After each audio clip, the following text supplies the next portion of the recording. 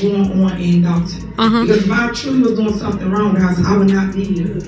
If I was doing something wrong, I wouldn't be here, y'all. Know it. Like Hitler said, if I was guilty, I'd be locked up. That's proof right there. No jail time, no guilt. Don't you worry. It's coming, it's coming.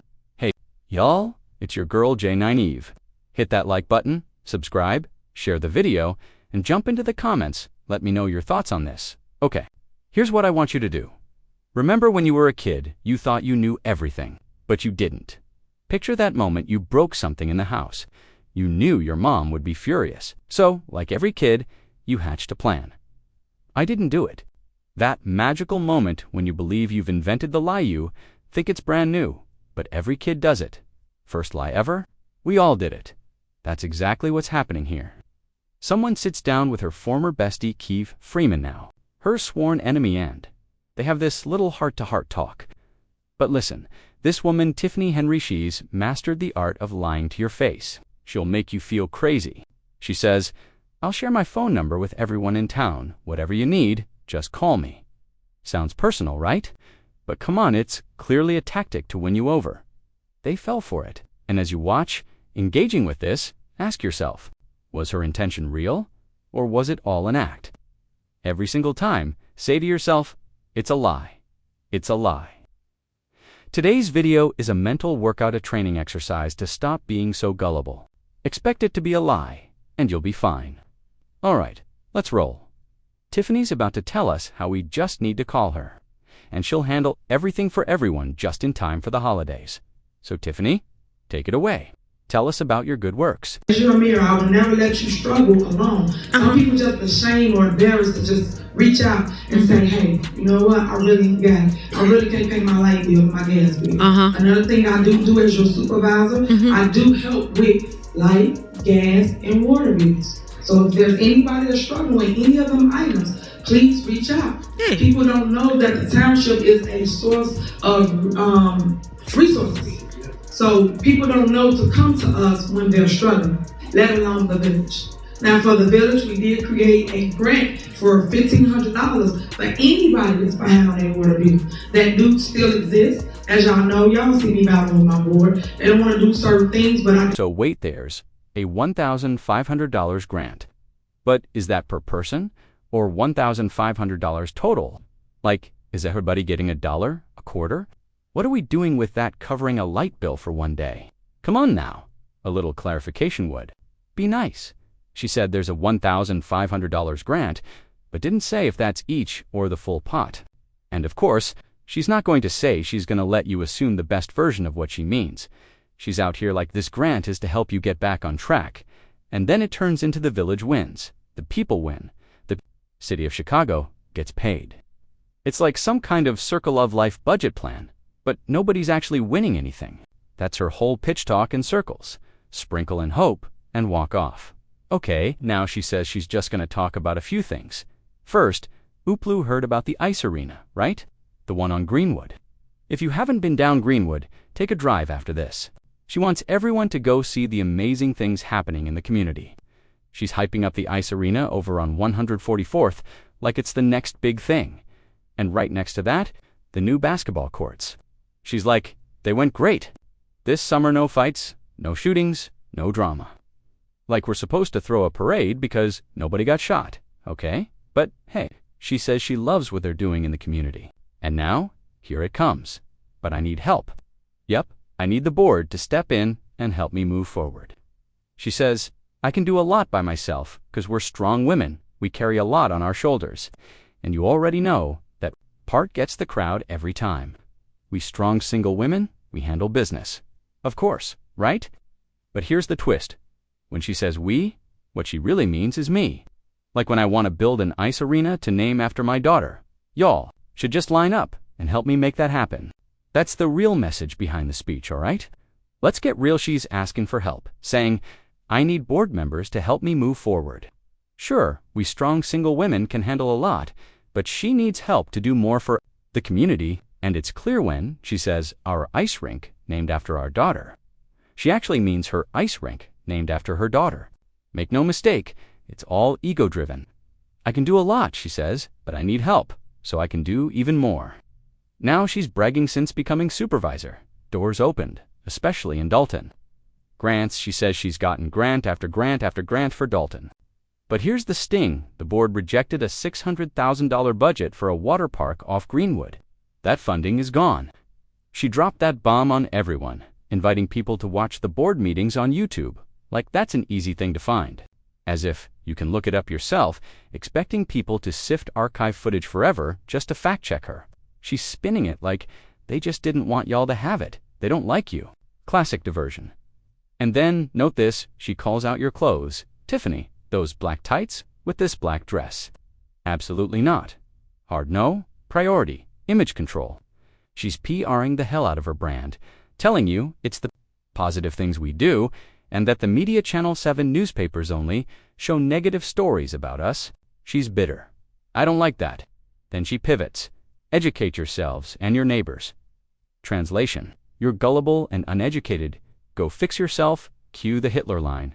If I was doing anything wrong, I wouldn't be here. No, really. If I'd been wrong, I'd been struck by lightning long ago. Then the R. Kelly reference. Surely I wouldn't be famous and loved if I were a perv. Her logic, presence equals innocence. Literally, I wouldn't be here if I'd done wrong. I'd be in prison. She adds a, don't worry, it's coming threatening vibes, and then single mom rhetoric. I wouldn't risk my daughter. I've seen single moms shoplift just to get by. Why would I? Like needy people, steal but not her. When people break the law, they do it thinking they won't get caught. But she'd be the first one caught. She feels like the universe would zap her right away. You ever notice how when somebody gets caught doing something shady and their first response is, I've never done this before, you just know they lying? 'Cause let's be real, people usually don't get caught on their first try. Nah, you got caught now 'cause you've done it a million times and your luck finally ran out. But hey, sometimes, just sometimes, you get caught on your first go. It happened to me once. That's why I keep my hands to myself now. Lesson learned, real quick, get caught the first time. Honestly, that's the best thing that could happen to you. Set you straight before you go too far. Now she loves to say, it takes a lot to sit in this seat. Ma'am, please. What she means is, it takes a lot to get dragged like this while pretending to be a politician. That's the sad part. She wants y'all to feel sorry for her 'cause you lose your rights, your freedom, your privacy, just for being a public figure. Girl, what? If it's that bad, step down. But nope, she wants you to know she's still human. She bleeds, she hurts, and she's begging everybody to just get along and move Dalton forward.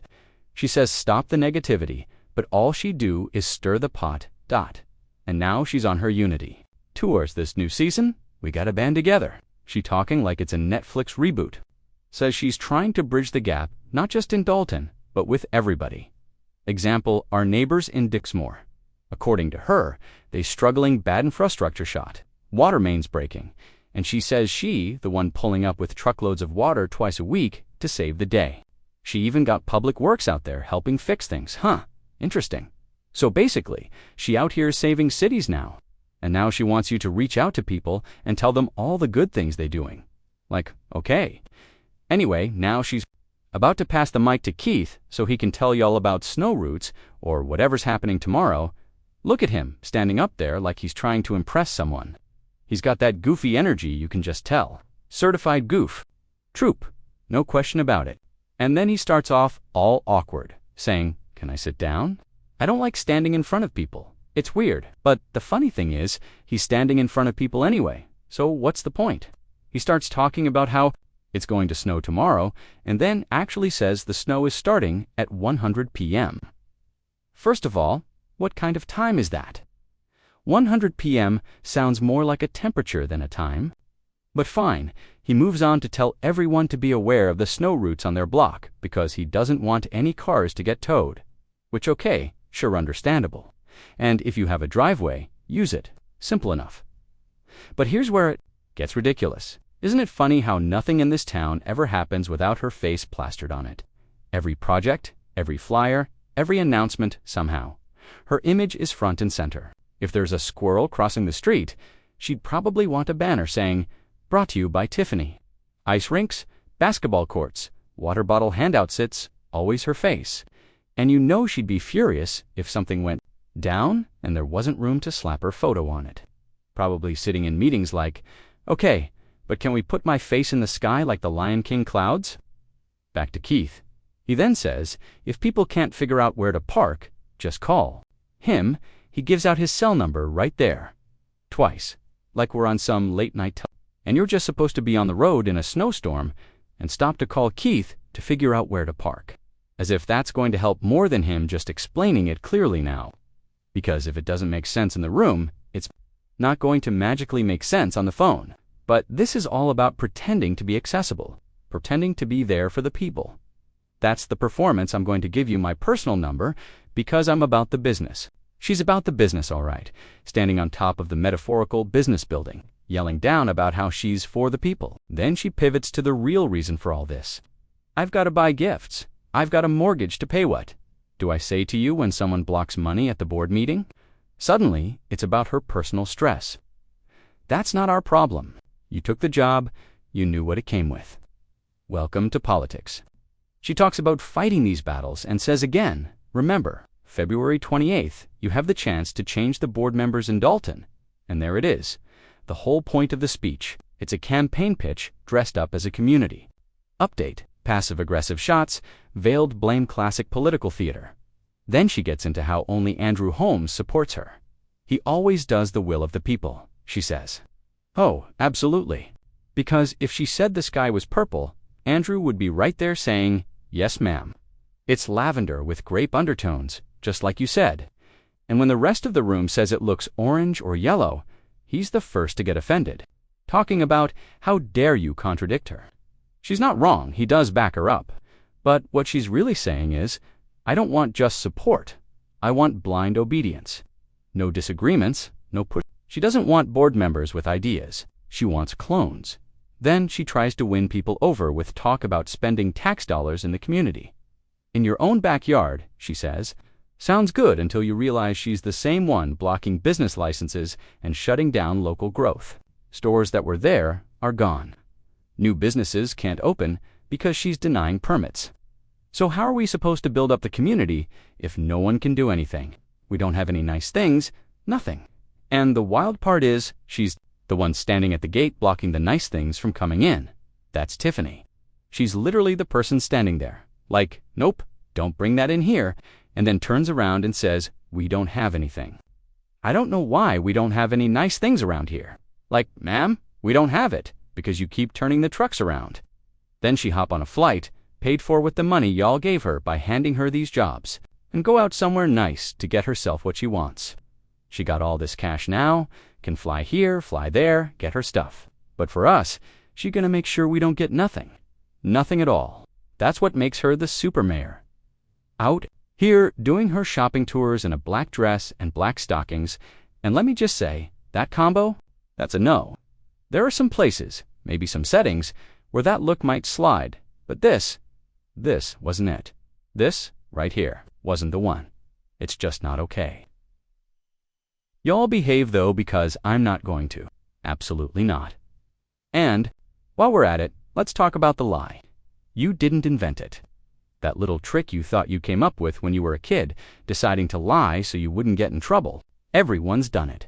But let me tell you something, lying should make you feel something. It should make you feel embarrassed. And if getting caught lying doesn't make you want to crawl into a hole, that says something about you. Embarrassment is a natural little teacher. It teaches you to stop, but not her. Tiffany is completely shameless. You call her out, and she doesn't blink. She doesn't get red in the face. She doesn't stutter. She doesn't even look fazed. She just starts gaslighting straight to your face. She twists your words and your memory until you're second-guessing your own ears and eyes. Like, no, you didn't just hear her say that. No, you didn't just watch her do what she clearly did. That's the Tiffany effect.